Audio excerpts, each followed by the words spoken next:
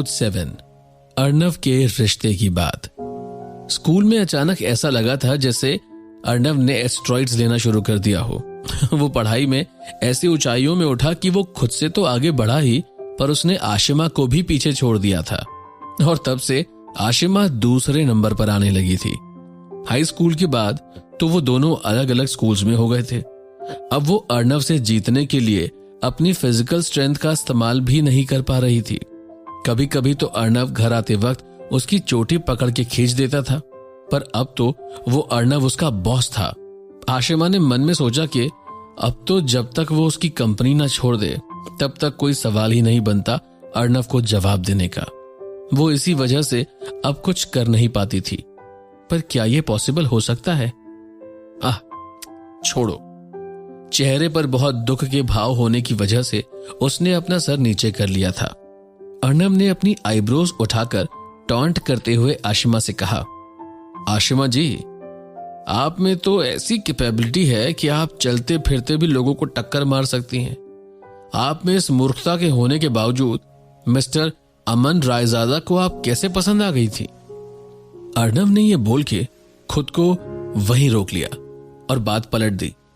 उसने आगे कहा, अच्छा हुआ अमन ने समय रहते खुद को पीछे कर लिया, वरना उसकी तो जिंदगी बर्बाद हो जाती।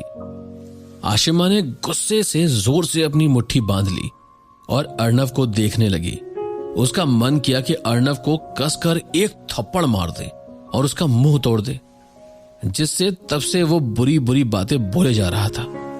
गुस्सा और कड़वाहट आशिमा के चेहरे पे एकदम साफ झलक रही थी। तभी उसका गुस्सा देखकर अर्णव जोर से दिल खोल के हंस पड़ा। अर्णव ने आशिमा की तरफ देखकर उससे पूछा, क्या तुम्हें मुझे डांटने का मन कर रहा है? उसके पूछने का लहजा काफी ईमानदार लग रहा था। आशिमा ने हामी भरते हुए लगभग अपना सर हिला ही दिया था और वो बोलना भी चाह रही थी कि ना सिर्फ तुम्हें डांटने का, पर तुम्हारे पूर्वजों से पूछने का भी कि तुम जैसा वारिस क्यों बनाया उन्होंने। पर गुस्से की वजह से उसकी सोच बस कुछ देर के लिए बहक गई थी। वास्तव में वो कायर थी। आशिमा ने गुस्से में अपने दांतों को पीसा और हार मान ली। उसने अपने झुके हुए सर को ना में हिलाया और कहा, नहीं, मुझे आपको नहीं डांटना। उस टाइम उसने अपने अंतर मन के खिलाफ बात करी थी, क्योंकि वो खुद को पीड़ित महसूस कर रही थी। वो दोनों ऑफिस पहुंचकर होटल निकलने की तैयारी करने लगे। रात के लगभग 7:45 हो रहे थे। वहां होटल में टेकसॉफ्ट के बुजुर्ग चेयरमैन डार्क ब्लू कलर की शर्ट पहने अपने कुर्सी पे सीधे बैठे हुए थे। अपनी उम्र और सफेद बालों के बावजूद वो बहुत ज्यादा एक्टिव और जोश से भरे हुए लग रहे थे। उनके बगल में एक यंग लड़की बैठी हुई थी। उसकी एज लगभग 20 साल के आसपास थी। उसने व्हाइट कलर की शर्ट पहनी हुई थी और उसके बाल हल्के ब्राउन कलर के थे, जिसकी उसने पोनी टेल बना रखी थी। उसके फीचर्स काफी सॉफ्ट लग रहे थे और वो दिखने में भी वेल बिहेव्ड लग रही थी। बहुत सालों से टेकसॉफ्ट और एयर वॉइस बिजनेस पार्टनर्स रहे हैं, बल्कि टेकसॉफ्ट के चेयरमैन और अर्णव के दादाजी एक ही जनरेशन के भी हैं। इतने में अर्णव भी होटल पहुंच गया था और अंदर आते ही उसने हंसते हुए कहा, सॉरी जो मैंने दादाजी को इतनी देर तक इंतजार करवाया, प्लीज मुझे माफ करिएगा। और फिर वो उनसे माफी मांगते हुए उनकी तरफ चल कर गया। आशिमा पीछे खड़े होकर सब कुछ ध्यान से देख रही थी। फिर उसने अर्णव को उसकी सीट दिखाई। आशिमा ने उसके बगल वाली कुर्सी बाहर खींची और उस पे ब्रीफ केस रख दिया। जैसे ही अर्णव नीचे कुर्सी पे बैठा, सुरेश अंकल ने परिधि की तरफ इशारा करते हुए अर्णव से कहा, मैं तुम्हें अपनी सबसे छोटी पोती से मिलवाता हूं, इनसे मिलो। ये है मेरी सबसे छोटी पोती परिधि रायजादा। परिधि बाहर ही पली बढ़ी है और यूनिवर्सिटी से अपना ग्रेजुएशन खत्म करके अभी ही वापस आई है। वो यहाँ अपना करियर शुरू करना चाहती है, तो आने वाले समय में तुम इसकी अच्छे से देखभाल करना। वैसे तो टेकसॉफ्ट का कोई मुकाबला नहीं था एयर वॉइस के आगे, पर तब भी उसका नाम काफी था। ये तो पता था कि उनकी पोती को अपनी देखभाल करवाने के लिए कोई और नहीं चाहिए था। उनके इरादे साफ पता चल रहे थे। वो एयर वॉइस के सबसे एलिजिबल बैचलर और एमडी पे अपनी आंखें गड़ाए बैठे थे, यानी के अर्णव पे। यहाँ तक कि आशिमा को भी सुरेश के इरादों की भनक लग गई थी, तो अर्णव को तो क्या ही कहना। अर्णव ने मुस्कुराते हुए सुरेश की तरफ देखा और कहा, अमित की कजन मेरी भी कजन ही लगी, मैं इसका अच्छे से ध्यान रखूंगा। अर्णव ने अमित के साथ अपने रिश्ते का जिक्र अपने फायदे के लिए इसलिए किया जिससे वो परिधि को अपनी छोटी बहन की तरह बता सके। उसने अपना जवाब क्लियर कर दिया था और उसकी इस बात से कुछ देर के लिए खामोशी हो गई थी। वैसे तो सुरेश को अर्णव का इशारा समझ आ गया था, पर वो एक बड़ा ही शातिर बिजनेसमैन था और लोमड़ी की तरह चतुर। उसने ऐसे दिखाया जैसे कुछ हुआ ही ना हो। फिर सुरेश प्यार से मुस्कुरा दिया और अर्णव से कहा, तब तो मैं निश्चिंत हूं, क्योंकि मुझे पूरा भरोसा है तुम पर और अमित पर कि तुम दोनों ही परिधि का अच्छे से ख्याल रखोगे। वो जल्दी ही इस नए माहौल में खुद को ढाल लेने में काबिल रहेगी। सुरेश ने अपनी बात खत्म करी और अर्णव की तरफ अपना वाइन ग्लास ऊपर उठाते हुए कहा, मैं तुम्हें एडवांस में थैंक यू बोलता हूं, आने वाले टाइम में परिधि का ख्याल रखने के लिए। सुरेश ने गिव अप तो नहीं किया था, पर परिधि के दिल में क्या चल रहा था और क्या अर्णव और परिधि के बीच कुछ हुआ? बात कुछ आगे बढ़ी या वहीं खत्म हो गई? जानेंगे सब कुछ अगले एपिसोड में मेरे यानी विकास के साथ। इस कहानी के सारे एपिसोड सुनने के लिए पॉकेट एफएम पर मुझे सब्सक्राइब करना ना भूलें। एपिसोड 8, आशिमा की शर्म। अर्णव ने अपने ग्लास को दोनों हाथों से उठाया और सुरेश के ग्लास से मिलाकर मुस्कुराते हुए कहा, चीयर्स। और फिर उसने एक घूंट भरी। उस वाइन का टेस्ट बहुत ही स्पाइसी और तेज था और जब वो गले से नीचे उतर रही थी तो और ज्यादा लग रहा था। अर्णव को इस तरह की वाइन बिल्कुल पसंद नहीं थी, पर सुरेश को ये वाइन बहुत ज्यादा पसंद थी, तो उसे तो अर्णव के साथ ये पीनी ही थी।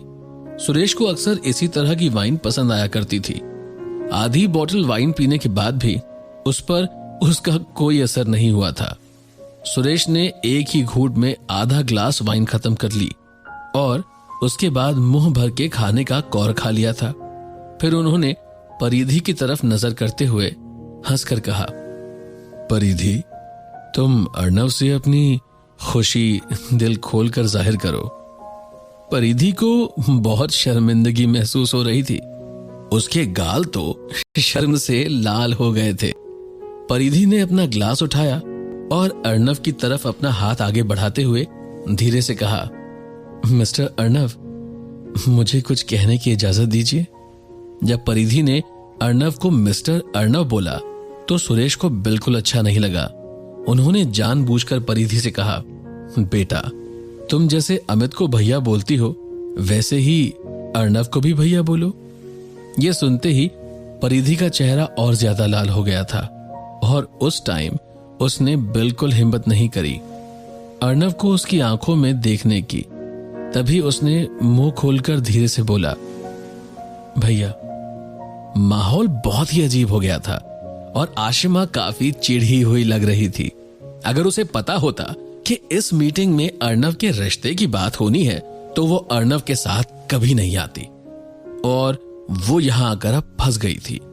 उसके पास वहां से निकलने का कोई बहाना भी नहीं था। उसने अपना सर नीचे किया और प्लेट में रखा पनीर तोड़ने लगी। अर्णव ने आशिमा की तरफ देखा और उसे समझ आ गया था कि वो वहां पर चिढ़ रही थी। आशिमा के थॉट्स आसमान की तरह साफ थे।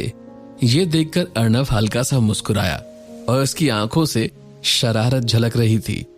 अर्णव इस एक्सप्रेशन के साथ बहुत ज्यादा देर तक नहीं रहा, पर जितनी देर भी था उसे देखना दिलचस्प था। आशिमा की एक आदत थी कि जब भी वो उदास होती थी तो उसके हाथ में कुछ भी हो वो सब तहस नहस कर देती थी। जैसा कि अर्णव ने सोचा था, पनीर का कचुम्बर निकल चुका था। अर्णव ने अपने हाथ में वाइन का ग्लास लिए हुए परिधि की तरफ देखा और भैया के जवाब में वो मुस्कुराया और फिर वाइन की एक घूंट भर ली। फिर उसने मेज पर ग्लास नीचे रखा और हाथ अपनी तरफ वापस कर लिया। अर्णव का चाल चलन काफी एलिगेंट और सुंदर था, जो उसके जंगली स्वभाव पे भारी पड़ता था।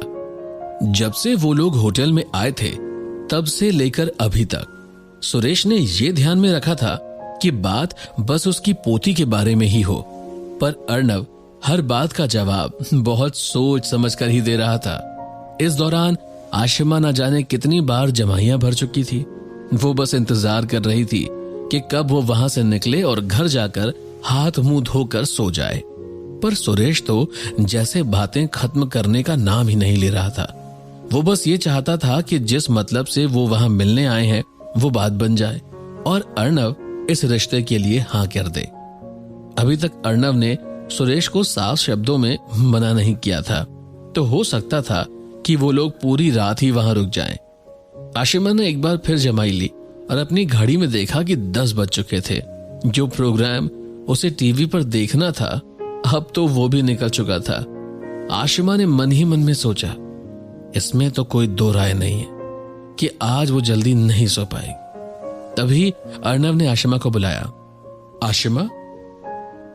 आशिमा अपने ही ख्यालों में खोई हुई थी। जब उसने सुना कि अर्णव ने उसे बुलाया, उसने ऊपर देखा और कुछ सोचकर उसकी आंखों में एक चमक सी आ गई थी। उसने कहा, जी अर्णव सर। उसने सोचा कि क्या वो उसे ये बोलने वाला है कि वो घर वापस जा सकती है। अर्णव ने उसे देखा और धीरे से कहा, चेयरमैन सुरेश ने हमें ट्रीट दी है, क्या तुम उन्हें कुछ बोलना नहीं चाहोगी? ये सुनते ही आशिमा का चेहरा अचानक से लाल हो गया था। अब आगे क्या हुआ, क्या कहा आशिमा ने, जानेंगे अगले एपिसोड में मेरे यानी विकास के साथ। इस कहानी के सभी एपिसोड सुनने के लिए पॉकेट एफएम पर हमें सब्सक्राइब करना ना भूलें। एपिसोड 9, आशिमा नशे की हालत में। आशिमा ने गुस्से में कसकर अपने दांतों को आपस में दबा लिया था और फिर वो डरावने ढंग से अर्णव की तरफ देखने लगी थी। आशिमा अर्णव को जिस तरह से देख रही थी, उसकी नजरों से साफ पता चल रहा था कि वो क्या कहना चाहती है। उसने मन में सोचा कि क्या अर्णव को नहीं पता कि वो शराब वगैरह नहीं पीती? अगर वो एक ग्लास शराब भी पी ले तो उसे चढ़ जाती है। चलो, लोगों को तो नहीं पता कि वो शराब झेल नहीं पाती, लेकिन अर्णव ने तो जाने कितनी पार्टीज में उसे देखा है। वो कैसे अनजान हो सकता है? वो जानबूझ के सब कर रहा है यकीनन। क्या हुआ, एनी प्रॉब्लम? सुरेश ने आशिमा से पूछा। क्या हुआ, ऐसे क्या देख रही हो? अर्णव ने अपनी आईब्रोज उठाकर दिखावा किया जैसे वो चौंक गया हो। उसने आशिमा से आगे कहा, क्या दादाजी के नाम पर वाइन का ग्लास उठाना तुम्हारी डिग्निटी कम कर देगा? यह सुनकर तो आशिमा के पास शब्द ही नहीं थे कुछ भी कहने के लिए। आशिमा ने मन में सोचा कि जब वो दोनों छोटे थे तो वो अर्णव से ज्यादा टफ और स्ट्रांग थी। उसको लगा कि उसने उसी वक्त अर्णव का खून क्यों नहीं कर दिया जब उसके पास मौका भी था। अब तो बहुत देर हो गई है उसे पछतावा करने में।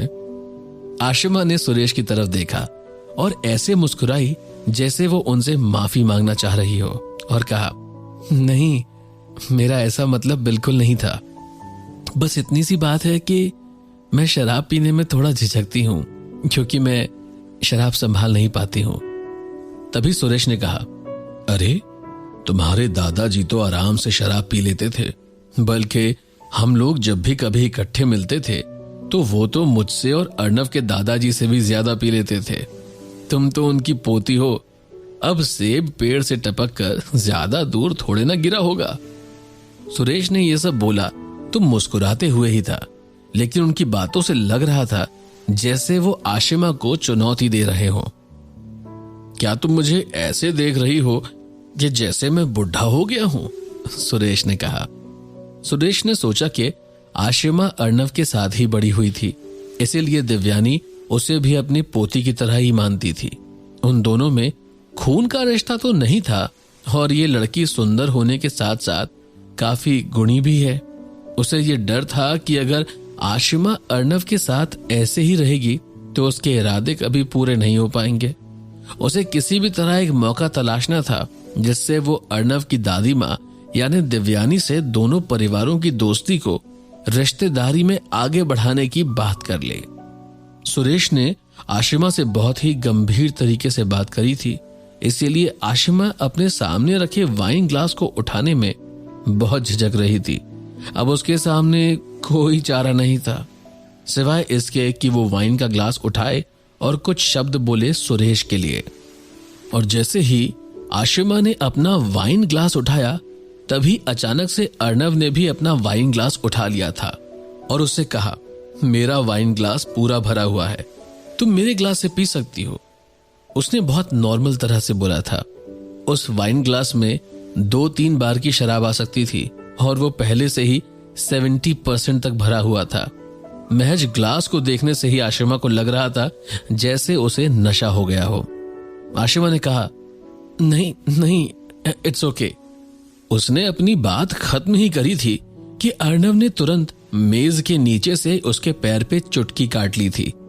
आशिमा के लिए अर्णव की यह हरकत उसके खिलाफ दोबारा ना जाने की वार्निंग थी।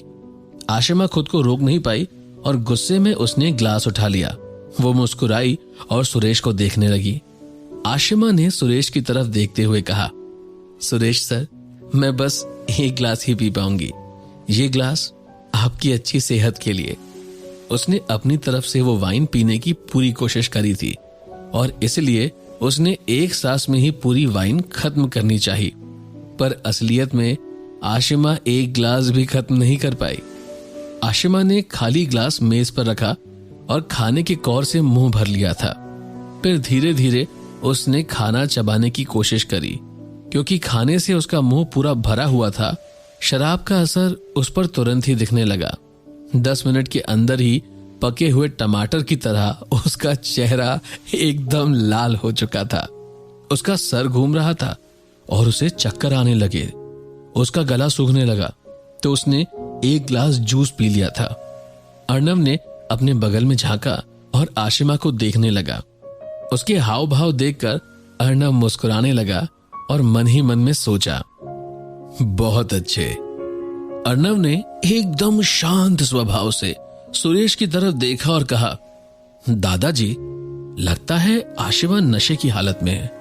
मुझे इसे अभी तुरंत घर भेजना होगा, वरना अगर कुछ भी गलत हुआ तो दादी माँ मुझ पर इल्जाम लगाएगी। ये बात सब जानते थे कि दिव्यानी आशिमा पे जान छिड़कती थी, बल्कि उन्होंने ही आशिमा को इस जॉब पर भी रखा था। तो जाहिर है कि अर्णव की सेक्रेटरी तो आशिमा ही होनी थी। दिव्यानी ने आशिमा को यह सोचकर अर्णव की सेक्रेटरी के तौर पर चुना था कि आशिमा बहुत ही समझदार और सुलझी हुई लड़की थी और वो दोनों साथ ही बढ़े हुए हैं, तो प्यार व्यार का चक्कर उनके बीच दूर दूर तक नहीं था। फिर क्या हुआ जानेंगे अगले एपिसोड में। सुनते रहें पॉकेट एफएम पर मुझे यानी विकास को।